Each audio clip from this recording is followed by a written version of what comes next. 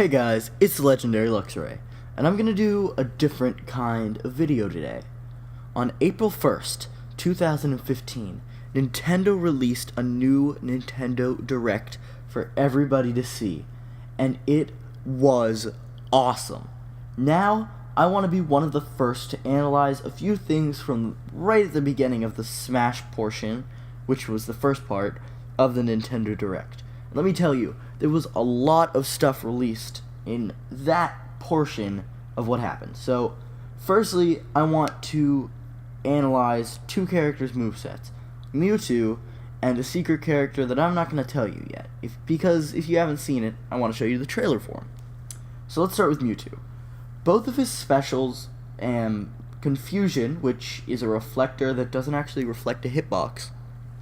For those of you who don't know, a reflector is Mario's cape, Fox's down special where he reflects things, pretty much anything that reflects items. It's pretty self-explanatory. And Mewtwo actually has one in the form of Confusion.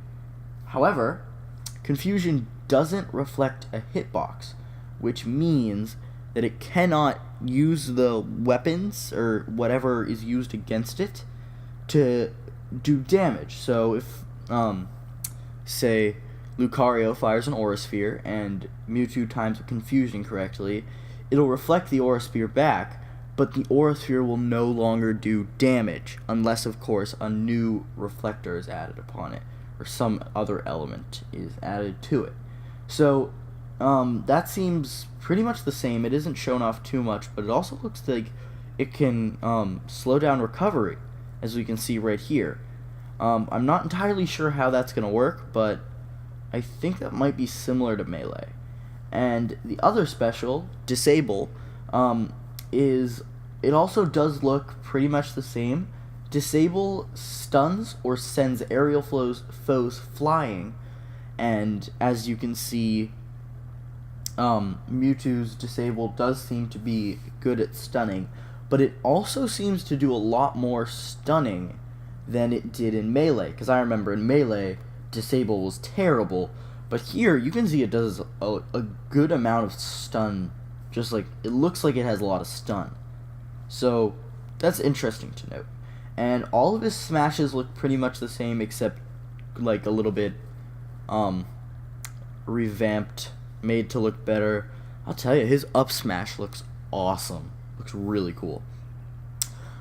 So next, I want to talk about his forward throw, where he throws, it looks like Rob, I cannot tell in the video, but I'll slow it down, and it looks like he's throwing Rob, and then he fires a bunch of little shadow balls out of his hand, and that's still as awesome as it was in Melee. That was my favorite part, and I was hoping they were going to keep that in. So if I do choose to play as Mewtwo, I think I'm just going to do that the whole time, because that's awesome. It looks like his tail actually has more range, similar to his character in Project M. Now, I cannot tell you that for certain, but it does look to hit from pretty far away, and I'm not sure how good it was in Melee, because I remember it wasn't that good in Melee, but it does seem to do a lot more damage. Or not more damage, but more range, so that's interesting to note. His neutral air seems to be much stronger than in Melee, because it just, the way it works, it looks like it has a better trapping aspect to it, which I felt you could usually be knocked out of it in Melee. So that was something else interesting to note that I thought was his Nair seemed to be a lot stronger, and for those of you who don't know, Nair means neutral air, or using the A button, or whatever your smash attack button is configured to, in the air without any directional input. So, it looks like Mewtwo's down air still has a Meteor Smash, so that's just normal. Teleport seems to transition into aerials. Now, this was something I'm not entirely sure about, but I don't think this was... I think it might have been a thing in Melee, but it looks like it does it better. Because as you can see here, Mewtwo teleports and then goes straight into neutral air. So it was interesting to me. I'm not entirely sure how that's going to work, but I would like to see more how you can teleport and just mess around with aerials. And finally, his up smash looks to have even more knockback than before. Again, I cannot tell for certain, but it does look like you're going to get knocked back a little bit more with up smash if he sweet spots it, which means you can get him right in his hand. So now, I want to let you watch this.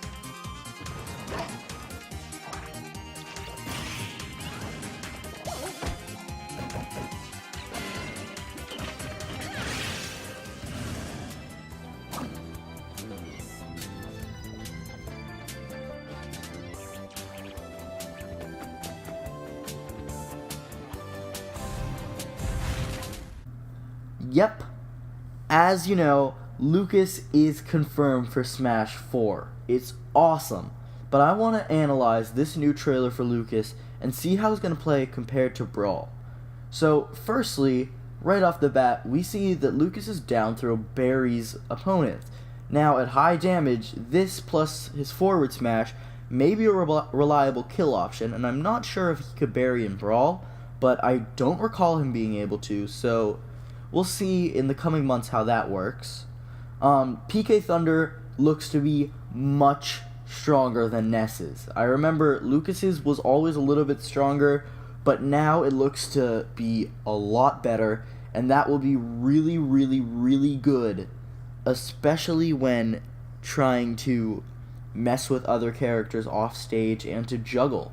But it doesn't actually seem to have any kind of juggling mechanic like Ness's did. It more seems to be for just chip damage, but from what I saw, I love the way PK Thunder looks.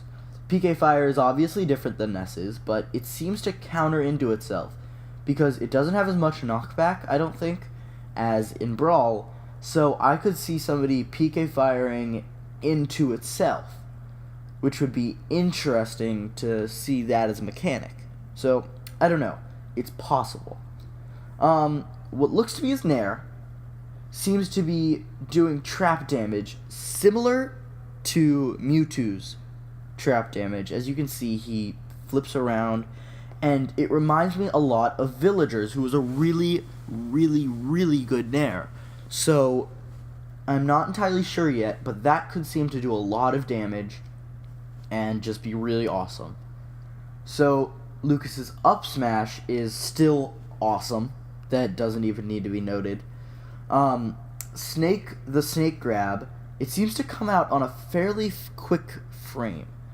That, I don't know a lot about it, but from what I can tell, it comes out faster than, I think, either the hook shots and definitely Samus's whip, or plasma whip.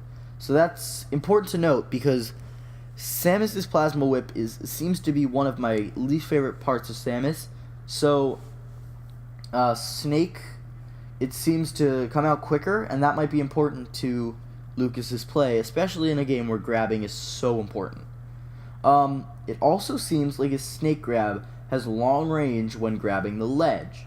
That is another important thing, because should you not want to use PK Thunder to recover, which I don't know why you would, but there probably is some kind of downside to its amazing damage, what it looks like. The snake he uses, it seems to has a really long range when he's grabbing the ledge. That's another important fact that I didn't notice at first, but after rewatching the video and slowing it down, look at the length he has from the ledge to his hand. That's crazy. It looks like his back air, or his down air, but I believe it's back air, has a meteor smash. Now, I'm not entirely sure if this was from Brawl, and they carried it over, but I don't believe it is. And if it isn't, this could be very important to Lucas's play, because a meteor smash is a very good opportunity, and it looks like it's a very strong meteor smash. It might have just been how much damage the opponent had on, but it could be good. And also, finally, a small thing to note: when releasing the PSI magnet, Lucas seemed to do damage to Luigi. Now, this one I don't know for certain. Like many of the other ones, I'm just speculating and analyzing what I can see. And judging from the sound bits that we heard in that moment, I'll slow it down for you. It does look like he's doing damage as soon as he releases it, as Luigi runs in or shoots in with his little green missile. So I'm not entirely sure what that's going to have to do with the PSI magnet, but it might be interesting to use it as kind of a check for characters like Samus or Lucario, who can use projectiles but can also get in there with dash attacks, and maybe use that to Lucas's advantage. And that would be interesting to see. So, yeah. So I also wanted to talk about what this means to Nintendo and to Smash, and also to Lucas. So, firstly, due to the popularity of Lucas, quote, "We've heard the requests. It is possible that the Mother series might get a reboot, especially with the lack of Nintendo's real RPG first-party lineup. There isn't any in Nintendo's first-party lineup other than kind of Final Fantasy, but that's more... Not Final Fantasy, sorry. Fire Emblem. But I think that's not the same as how Mother played, or Earthbound. So that was a stretch, because we haven't had an Earthbound game since, I don't believe, since the SNES days. So, or not even the SNES days, maybe NES, but I think it's SNES. Anyways, what I want to say is that it looks like Nintendo is recognizing the fact that Lucas and Ness are popular still. And that might mean that due to the fact that this kind of gameplay where it's a real RPG where you're wandering around, collecting items, trading and talking to people, and then getting into fights that are turn-based, it seems different than from what anything Nintendo has as of now for first-party support, and maybe that might be where Nintendo's heading with Lucas and Ness, because Lucas was brought back. It wasn't like Nintendo put him in at the start just because they had him.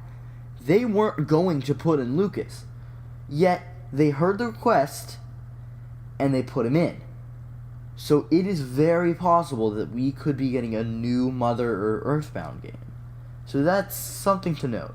Number 2, it looks like DLC is definitely the focus of Smash Wii U and 3DS, and because Iwata said it was the first wave of DLC for these games, that can only mean that there will be more DLC in the future.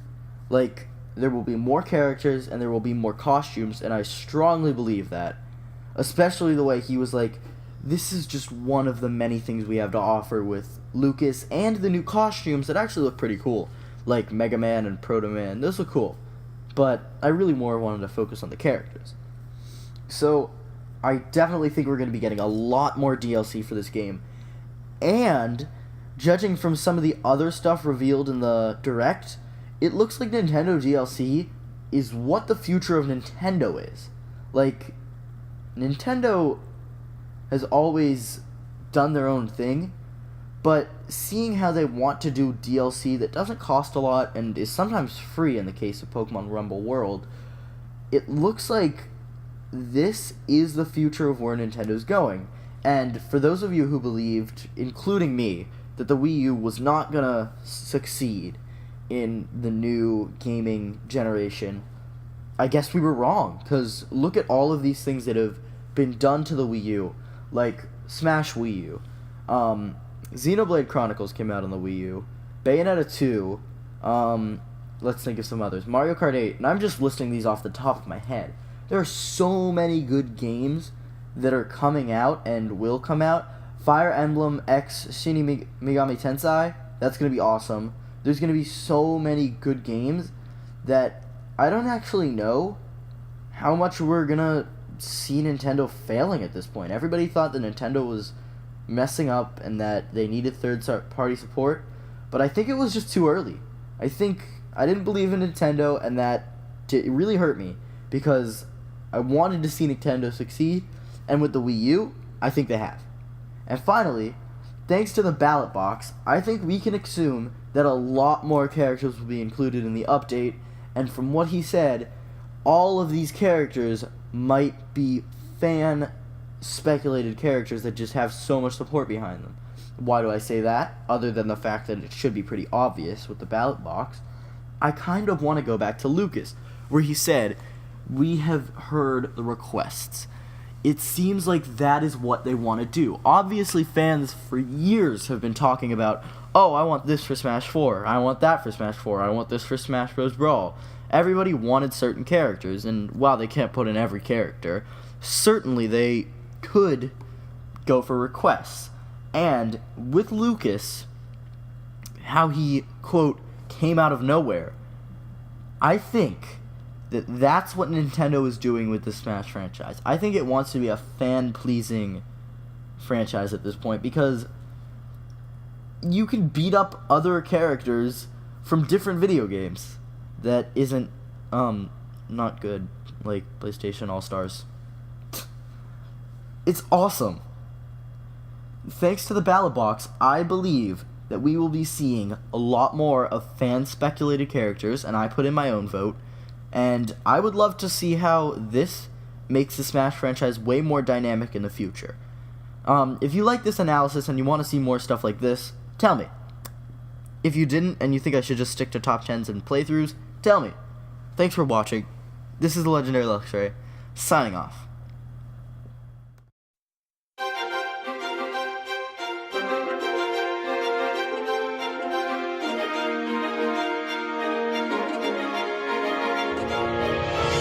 Hey guys, thanks for checking out my video, and make sure to subscribe if you have not already. If you want to see more Legendary Luxray, click one of the 2 videos below, and subscribe and follow me on social media networks. You can either click on those or the links will be in the description. Thank you. This is the Legendary Luxray, signing off.